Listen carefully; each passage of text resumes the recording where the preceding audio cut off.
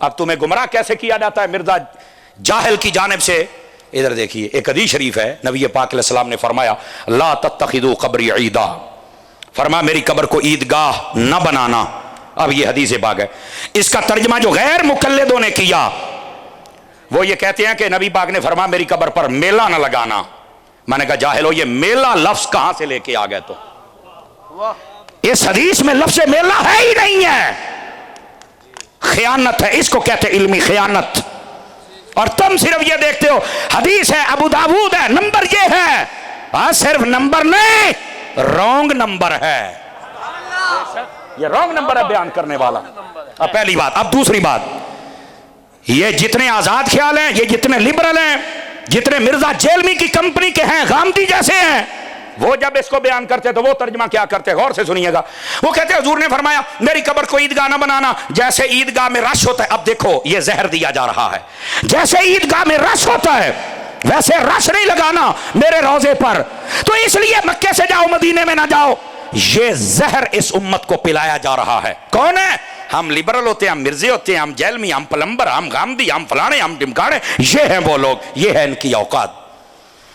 जबकि आका करीम अलैहिस्सलाम ने यह फरमाया है मेरी कब्र को ईदगाह ना बनाना, लेकिन इसका मतलब यह नहीं, दोनों मतलब नहीं, यह मतलब भी नहीं कि मेला ना लगाना और यह मतलब भी नहीं कि रश ना बनाना, यह दोनों मतलब नहीं है। मैं दावे से कहता हूं ये बंदे झूठे हैं, ये कज़्ज़ाब है, ये दज्जाल है। इन्होंने मुस्तफा की उम्मत को आका के दर से तोड़ा है, जोड़ा नहीं है। क्या बात है, अब समझ रहे हैं आप हज़रात? तो अब आप कहेंगे अत्तारी साहब इसका जवाब क्या है? मैंने कहा इधर आओ, पहले मैं तुम्हें समझाऊं इसकी नौइयत क्या है।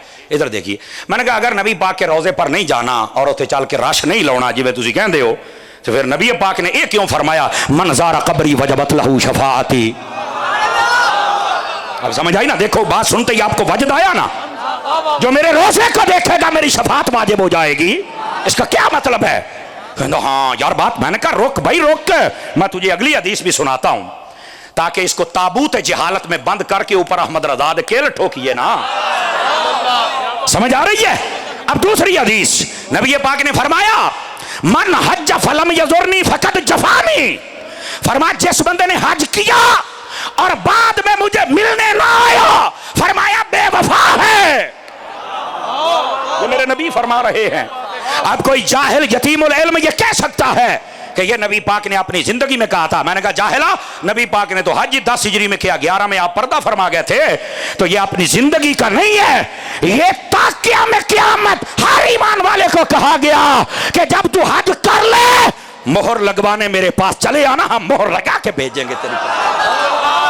ये मतलब है, तवज्जो है। अब जरा इस हकीकत, अब 2 हदीसें हैं, जाग रहे हैं तो तीसरी भी सुनाऊं। इधर देखो, इधर देखो फ्रंट सीटों वाले, तीसरी से पहले एक बात सुनना, फुल कैपेसिटी हज 40 लाख का होता है, और पिछले साल भी फकीर हज पे गया था, इस दफा फिर जा रहा है, माल का सादले है। समझ आ रही है? लेकिन मैं एक बात कहना चाहता हूं, मैंने आपसे कहना नहीं है फिर सुभान अल्लाह, कुछ जुमले होते हैं जिनको आपने खुद महसूस करना होता है। मैंने कहा 40 लाख बंदा जो हज करे तो ना हज करके मदीने ते जाना है क्या हो, मैं कहा फिर रास्ते कोई नहीं ना लगना। चलो खैर बहरहाल यही समझाना था आप आपको। कहता 40 लाख बंदा जावे तो रास्ते पहना है, तो मैं कहा किधर गया तेरा फलसफा, तेरा जनाजा तो निकल गया, तू तो कह रहा राश नहीं लगाना, गोले आए हदीस का तर्जमा नहीं है। और फिर दूसरी बात भी सुनिएगा, मैं तीसरी हदीस सुना रहा हूं और ये इश्क वाले ही बोल सकते। नबी पाक ने फरमाया जिस बंदे ने मेरी मस्जिद में 40 नमाजें पढ़ ली, फरमाया उसके ऊपर मेरी शफाअत वाजिब हो जाती है। अब ये हदीस पाक है। अब जितने यहां उलमा नाराए रिसालत, नाराए तहकीक, उलमाए अहले सुन्नत, नाराए हैदरी। अल्लाह करीम आपको खैर बरकत दे। कुरी साहब अब जरा जाग रहे हैं आप हज़रात? एक मिनट मुझे दे, मैं आ रहा हूं। हम ताईदारे खत्म नबूवत के बगैर हम तो जिंदा रह ही नहीं ना सकते, लेकिन मसले की नौइयत को समझें। एक मिसाल दे रहा हूं आपको ताकि आप फितरों को समझ सकें। बंदा कहता है नबी पाक कहते हैं मेरी कब्र ते रश ना लोना, मैंने कहा रश वाला तर्जमा नहीं है, मैं चैलेंज करता हूं कोई साबित करके दिखाए। कोई कहता है मेला, मैंने कहा मेले वाला तर्जमा नहीं, अगर ये रस और मेले वाला है तो फिर ये 3 हदीसें मैंने सुनाई, बता इनका मफहूम क्या है। अब अगली बात भी सुनना, आजकल जितने पैकेज बनते हैं ना हज या उम्रे के, उसमें 8 दिन मदीने के जरूरी होते हैं। क्यों? वो कहते नहीं वो 2.5 लाख ला ले आई ना ते थे कम अज कम 40 नमाजा पढ़ के जनती तो बन जा ना।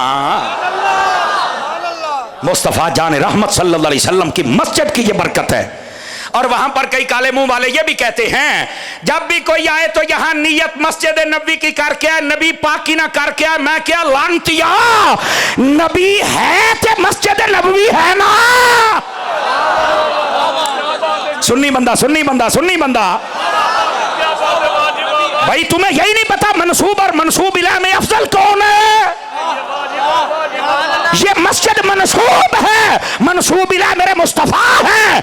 हमेशा मनसूब इला अफजल होता है। ये मस्जिद को जितनी शानें मिली है मुस्तफा के कदमों का सदका मिली है। और तू कहता है नियत यहां नहीं करके आनी मुस्तफा की।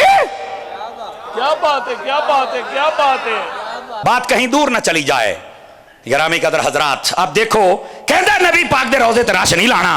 मैंने कहा जो मक्के से होके वापस आ गया मदीने न गया, यूं समझिए उसे मेरे आका ने बुलाया ही नहीं है। लेकिन सुन, अब गल जी उत्थे ही खलोती है। नबी पाक ने फिर यह क्यों फरमाया कि मेरी कब्र को ईदगाह ना बनाना? तवज्जो है ना आप हजरात की, समझ आ रही है ना? बता रहा हूं कि जो आलिम होता है वो कैसे समझता है और जो जाहिल होता है वो मफहूम कैसे गलत दे के इस कौम के अकीदों को बर्बाद करता है। अब जाहिल की बात आपने सुन ली, अब इल्जामी 3 हदीसें जवाब के तौर पे मैंने पढ़ी। अब आ जाइए हकीकी माना बताऊं आपको। अब इसका हकीकी मतलब क्या है कि मेरे नबी पाक सल्लल्लाहु अलैहि वसल्लम ने फरमाया मेरी कब्र को ईदगाह ना बनाना। आओ जरा इधर देखना, कहना मैंने नहीं है, इन कानों से मत सुनना, इनसे सुन लेना। अगर समझ आ जाए तो बोल लेना, वरना कोई हरज नहीं। सौदा खरा है, साडा विक की जाना है। अगर तेरा ईमान बच जाए मुझे और कुछ नहीं चाहिए। जो नबी ने फरमाया ना मेरी कब्र को ईदगाह ना बनाना, अब दाएं बाएं भी देखना, चेहरे भी पहचानना, किसको समझ आई है। इसका मतलब ये नहीं है कि यहां राशना लगाना और यहां ना आना। फरमाया इसका मतलब ये है लोगों, ईदगाह में तुम सिर्फ साल में 2 मरतबा जाते हो, बाद में वो खाली पड़ी रहती है। मेरे रोजे पर सिर्फ 2 मरतबा ना आना, जब जब आओगे तुम्हारी ईद ही होती चली जाए। नाराए तकबीर, नाराए रिसालत, नाराए तहकीक, नाराए हैदरी।